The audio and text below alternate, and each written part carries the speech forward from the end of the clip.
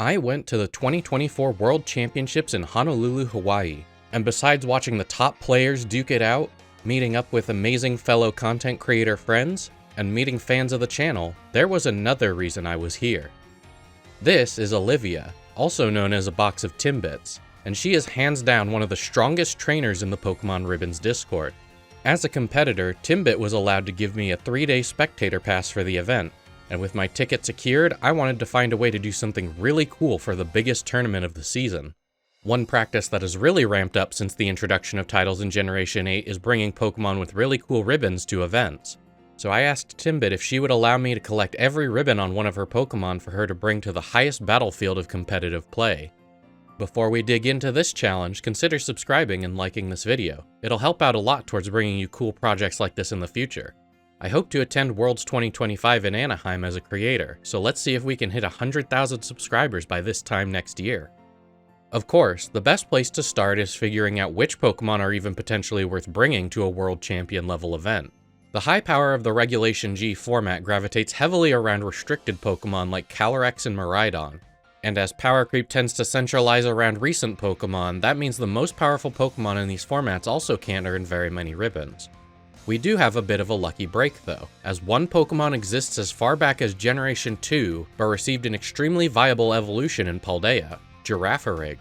Its evolution Farigiraf is bulky, only has 2 weaknesses to Bug and Dark, and its pseudo-signature ability Armor Tail blocks any enemy moves with increased priority from connecting with Farigiraf or its partner, which is a huge deal in a metagame where priority moves are all but guaranteed with the likes of Incineroar, Rillaboom, and Tornadus on almost every team. So to get as many ribbons as possible in Generation 9, let's head all the way back over 20 years to Generation 3. Now across all 7 Generation 3 games, Girafarig appears in a whopping 1 location, Hoenn's Safari Zone. Some of you might have heard that and immediately thought I was mad to try and shiny hunt a Girafarig here, especially on a time crunch. Not to mention that a Pokémon weak to Dark like Farigiraf really wants to have as low of an attack stat as possible in order to minimize damage from foul play, and to a lesser extent, self-inflicted damage from confusion. Hunting a shiny zero-attack Pokémon traditionally here would take so long we'd be well into the next worlds before I had the faintest hope of finding it, so we're gonna get the game to give us the encounter we're looking for instead. Computers are, relatively speaking, pretty bad at making truly random numbers.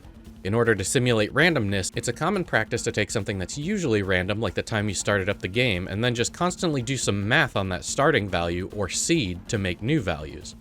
This is why it's actually a good thing that we're here in the earliest possible Pokémon games, as Ruby, Sapphire, and Emerald are arguably the worst at it in the entire series. Famously, Pokémon Emerald always starts with the same initial seed of 0 due to an oversight. And similarly, any copy of Pokémon Ruby or Sapphire will always start with the same seed if the internal battery has dried up. This is why you'll see shiny hunters restart their Emerald save file after a while of hunting the starters via soft resetting. If you do encounters on the exact same frame with the same starting conditions every time, you'll end up with the same exact starter over and over again. And if you're encountering the same exact Pokémon over and over, it won't be shiny unless you have a trainer ID and secret ID that makes it so. We can apply the same idea here. We know we want a shiny Girafarig with a 0 attack IV. Using a program called Pokefinder, which simulates the same math the game uses for its randomness, we can see exactly which frames will produce a 0 attack Girafarig encounter and find out which trainer ID and secret ID combinations happen on each frame we could start the game.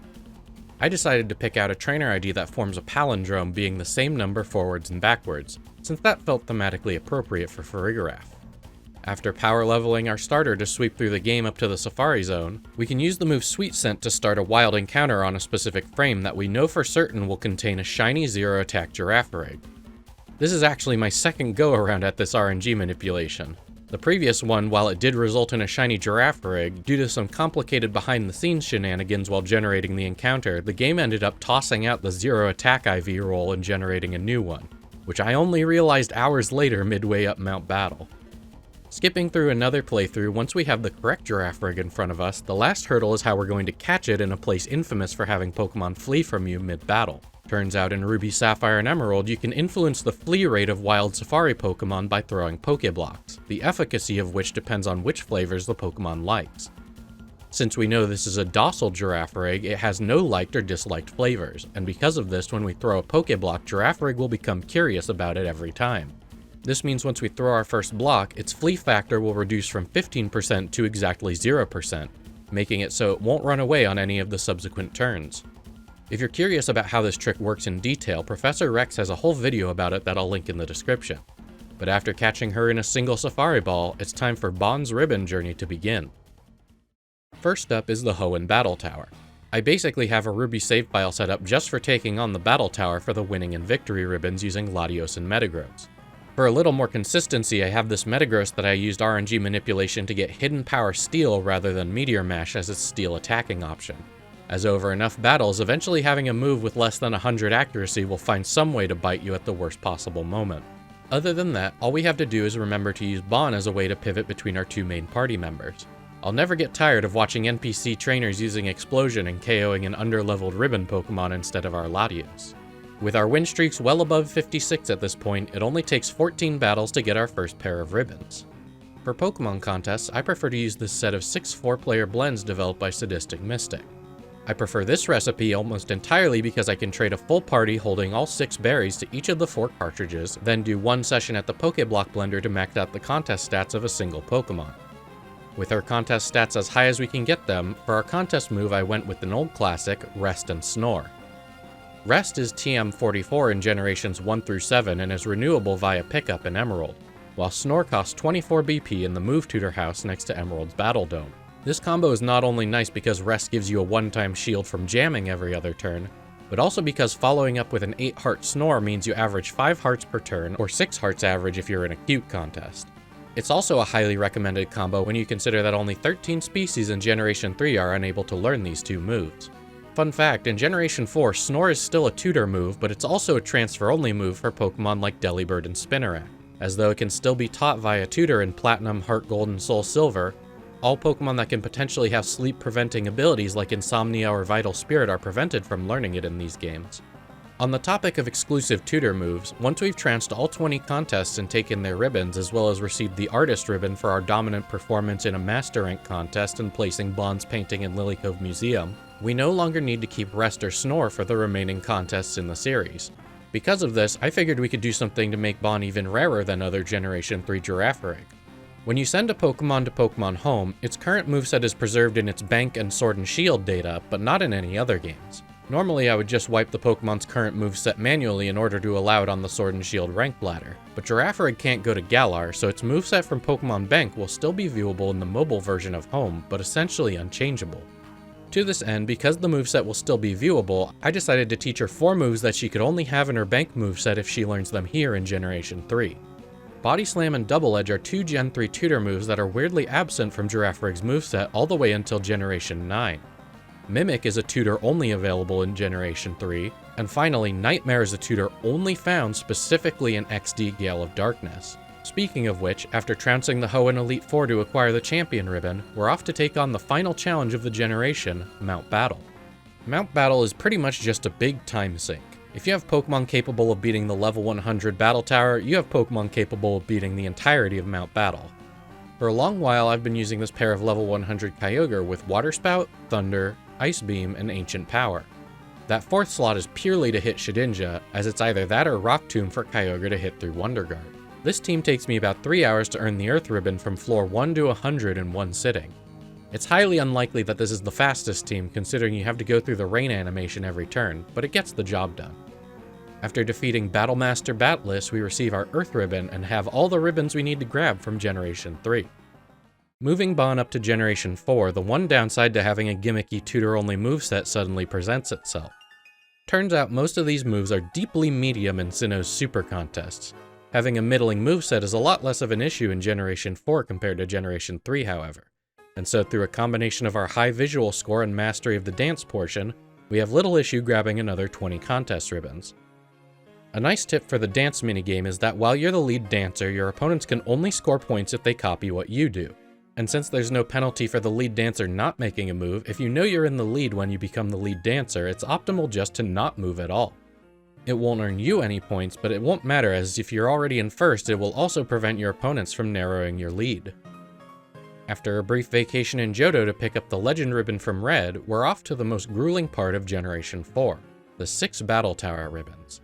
While it's still very much optional due to the official servers being down for well over a decade, the World Ability Ribbon is the easiest it's ever been with the safe room we set up in Room 2 in a previous video. For the Double and Pair Ability Ribbon, I've been finding lots of success with a Trick Room Bronzong team, using a level 2 Togetic with the moveset Protect, Endeavor, Follow Me, and Encore, alongside a Bronzong with Trick Room, Earthquake, Explosion, and Iron Head.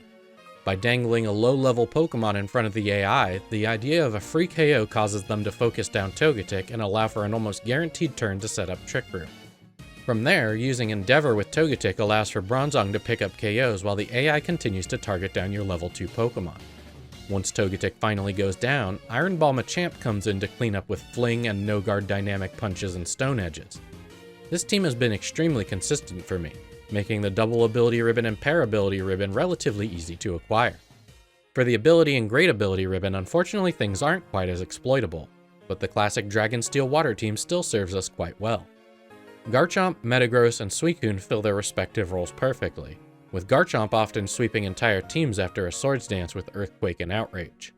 Metagross and Suicune beat the Ice types that threaten Garchomp, with Suicune using its Pressure ability and Substitute to stall out the dreaded one-hit KO move users that are often the bane of long tower streaks. During the 15 to 21 sets and the 43 to 49 sets that award us our ribbons, we dropped Metagross for Bon, who I decided to train in speed and attack on the very unlikely chance that she has to come in and actually use Double Edge, hopefully outspeeding and doing as much damage as possible.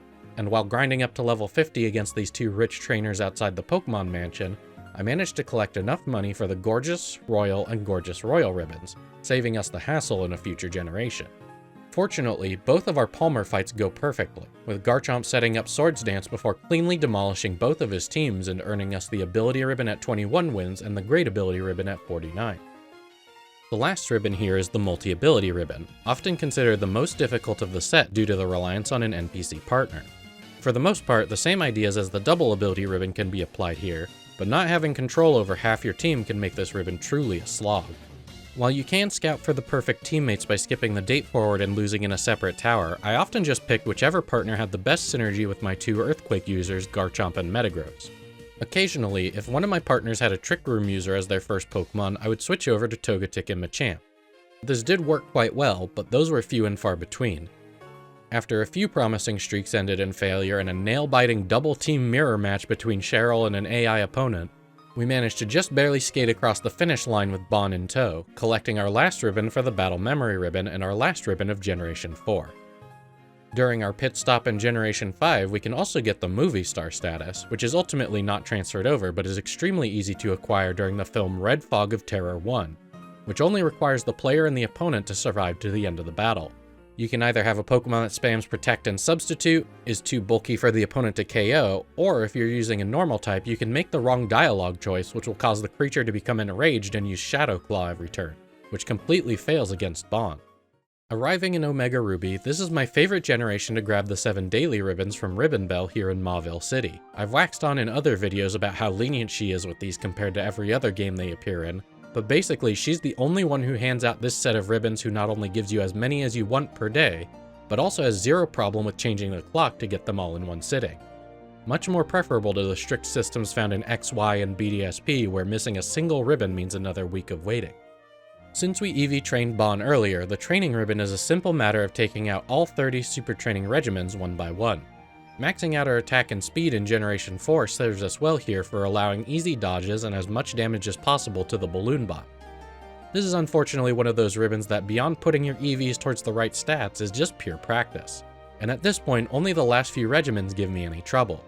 Fun fact, if you get hit at all versus the Hydreigon balloon, it will do 9,999 damage and completely reset your score. It's the only balloon to do this, and it's not even the final one. Just a very strange quirk of one specific phase of one specific regiment. After stopping by to get our champion ribbons from the Kalos and Hoenn leagues, it's finally time to take on the Battle Mason. The regular battles are no match for our Meowstic, Terrakion, and Whimsicott team, using Gravity and Beat Up to boost Terrakion to +6 attack turn 1 and decimate opposing teams with Rock Slide. The super battles are still quite a bit easier with this team, but they can be a slog if Terrakion is taken out by fast Psychic types and the team starts to fall apart. I would honestly say the final battle against Chatelaine Dana is much easier than the battles leading up to it. as Dana's team contains 4 Pokémon weak to Rock, 2 of which are 4X weaknesses, and her final 2 Pokémon are weak to Earthquake and Sacred Sword. Bringing Bond to Battle 20 and Battle 50 in each format, with our skillful and expert battler ribbons we can ship off to the Alola region. Alola can be one of the shortest regions to get through when ribboning, so long as you plan accordingly for the battle tree. Before we get there though, we can pick up the Alola Champion ribbon on Mount Lanakila, the Battle Royal Master ribbon at the Dome after scoring a whopping 5 KOs and surviving with 1 HP on our last Pokemon, and the Best Friends ribbon in Melee City's Community Center after feeding Bond 2 Rainbow Beans and 1 Pattern Bean. For the Battle Tree Great Ribbon, you could quite literally bring a single decent attacking Pokemon at level 100 and then just press A until you clear all the way to Red or Blue. It's the easiest Battle Facility ribbon so long as you're playing Ultra Sun or Ultra Moon. For the Battle Tree Master ribbon, I've been using a very similar concept to the Togetic Bronzong team from Generation 4 with Aron and Aromatisse. With the sturdy ability being buffed in Generation 5, our item slot has been freed up to allow us to carry a Berry Juice and survive an additional hit. Berry Juice, funnily enough, is technically more optimal than an Oron Berry, even though they serve the same purpose due to the existence of the Unnerve ability and the moves Bug Bite, Pluck, and Incinerate. Once Aromatisse sets up Trick Room, Aron can begin tearing through opposing Pokemon with Endeavor, while Aromatisse cleans up with Dazzling Gleam. Having a spread move makes Aromatisse a nice Trick Room setter for this purpose, and its healer ability has a chance to cure Burn and Paralysis on Aron at the end of each turn. Once we make it up to Blue, Aron and Aromatisse tear through the front half of his team, allowing Bond to pop out and stare at his remaining Mega Pidgeot until it faints from the sheer power emanating from Girafarig, awarding us our final ribbon of the Alola region. Heading into the Switch era, we have a few ribbons we need to grab before we can evolve Bond into Farigiraf, as doing so will ban them from entering Brilliant Diamond and Shining Pearl. This doesn't mean we can't touch Paldea, however, so after feeding her enough EXP candy to reach level 100, we can head to Sinnoh and earn the Footprint ribbon for leveling up 30 times from our level 50 Met level set back in Generation 5. The Sinnoh Champion ribbon is still extremely easy, and gives us a powerful champion sticker to use in the contests. Unfortunately, Girafarig doesn't actually learn Giga Impact, my go-to contest move for this generation despite being a fully evolved Pokemon in this game. So we'll have to go with Facade, which scores just slightly less than Giga Impact. The TM system in BDSP is kind of a mess, but we can bypass it by teaching the move in Scarlet and Violet and using Home's ability to retain moves learned between games. With our contest loadout settled, we can snag all 5 Master Rank ribbons and the contest Star ribbon that we passed over in Generation 6, and finally win a Twinkling Star ribbon in the Shining contest. Last up, we have the Brilliant Diamond and Shining Pearl version of the Tower Master ribbon, which despite having collected every ribbon on multiple Pokemon in this channel has managed to evade discussion up until this point. This ribbon is the exact same as the one found in Galar, so if your Ribbon Master has access to that region, it's infinitely easier to grab it there. But if your Pokemon isn't around in Sword and Shield, strap in. The first thing to note is the mode where you obtain this ribbon isn't even available from the start. You might think it replaced the Great Ability ribbon for defeating Palmer at Battle 49, but that's actually only the beginning of earning this ribbon. Once you've reached a streak of 49 in the singles or doubles mode of the tower, you unlock a new mode called Masterclass, which is more like a replacement for the Wi-Fi tower of all things. In this mode, you can either do singles or doubles, but weirdly, doubles is actually a 2 vs 1 multi-battle format, which is very unusual for a battle facility like this. This actually works to our advantage though, as if we KO 2 Pokemon belonging to one opponent, the rest of the match turns into a 2v1 in our favor. What's even stranger is this mode uses the same ranking system as the World Ability Ribbon. When the player wins a set of 7 battles, their rank will increase. Battle 7 of each set will also be against named trainers, each of whom will be consistent in each rank across attempts, though their Pokemon and moves may change. Also lifted from the Wi-Fi tower is the fact that if the player loses multiple times in a row without winning and ranking up, their rank will drop by 1, with the number of losses required decreasing to a minimum of 1 loss at the top rank of 10. Speaking of, the final trainer of rank 10 will always be Palmer, teaming up with his son and the player's rival in the double battle mode, which is just pure nepotism. Defeating Palmer here will award your team the Tower Master ribbon and keep you in rank 10, which means once you've scaled your way up to the top, you only need 7 battles to get the ribbon. Fewer than Galar, but the restrictions on Pokemon and the initial effort to get here makes it much more grueling. So now that we know the structure of the tower, who will be our team to the top? Unsurprisingly, it's another cheesy Trick Room doubles team, but with a strange Pokemon you might not even realize was on the table, level 1 Donphan. Donphan is just like Aron in all the ways that matter. It gets access to the sturdy ability to absorb a single hit from full HP, it learns the move Endeavor to slash the opponent's HP, and it even has the same immunity to Sandstorm that Aron enjoyed, though losing its steel typing does open yourself up to poison. The big advantage Donphan has over Aron, however, is access to an attack with increased priority, Ice Shard. This means that if Donphan is facing an opponent that's had its HP cut down to 1 with Endeavor, Ice Shard can pick up the knockout even with the massive level difference, as attacks will always deal at least 1 damage if the opponent isn't immune. This is a niche option admittedly, and some of you might be wondering how this Donphan even exists. Turns out Pokémon Go of all games enables this low-level shenaniganery. Pokémon Go operates on a level system that roughly maps out from level 1 to 50 in the mainline series. And unlike mainline, Pokemon who normally require leveling up to evolve only require an amount of their evolution line's candy and will stay the same level between evolutions. This means that if you find a Phanpy with a CP of about 10 to 15 and evolve it into Donphan, it will become a level 1 Donphan when moved into the Nintendo Switch games. The last piece of the puzzle is getting egg moves onto a Pokemon that wasn't hatched from an egg. Turns out in Generation 8, if you put 2 of the same species of Pokemon in the nursery in Galar or Sinnoh and one of them has an empty move slot, they can learn egg moves from the other Pokemon. Since Scarlet and Violet released, however, there's a much simpler option by having Donphan hold a Mirror Herb with empty move slots during a picnic with any other Pokemon that knows Ice Shard or Endeavor in attendance. As soon as you enter the picnic, the egg move will be copied over to the Pokemon holding the Mirror Herb, at which point we can retain it when going back to Brilliant Diamond and Shining Pearl through Pokemon Home. With our main sweeper set up, the rest of the team fully leans into the Trick Room dynamic. Dusknoir is our bulky Trick Room setter with Aromatisse gone and no Eviolite for Dusclops, with Drought Torkoal and Guts Hariyama shoring up the backline with extremely hard-hitting attacks under Trick Room. Fighting through Master Class, we can use the same 4 until just before Battle 5 of Rank 10. For some reason, you can take a break and switch your team around right up until this 5th battle. So after our 4th win, we swap out Torkoal and put in Girafarig to claim our final Generation 8 ribbon, the Tower Master Ribbon. Finally sure that we have nothing left in Generation 8, we can evolve Bon into Farigiraf by teaching her the signature move Twin Beam. Since Sword and Shield, you can evolve a Pokemon that evolves via level up even at level 100 by using a rare candy while they meet their evolution criteria. After evolving, clearing and retooling our EVs with Fresh Start Mochi, changing her Terra type, and finally teaching her all the moves she'll need for Worlds, we can go to obtain our final ribbons. The Gourmand mark is unsurprisingly still the easiest of the bunch. Just set yourself up in front of a food stall and press A until it appears. The Paldea Champion ribbon is similarly just as easy as the previous Champion ribbon, though if you've completed the entire DLC, the teams are leveled up a bit compared to the base game. A Choice Specs Terrapagos with max speed and special attack, however, can beat every single team with little issue using Terra Starstorm every turn. With the tournament destroyed by a single turtle, we can turn our attention to the other 2 earnable marks.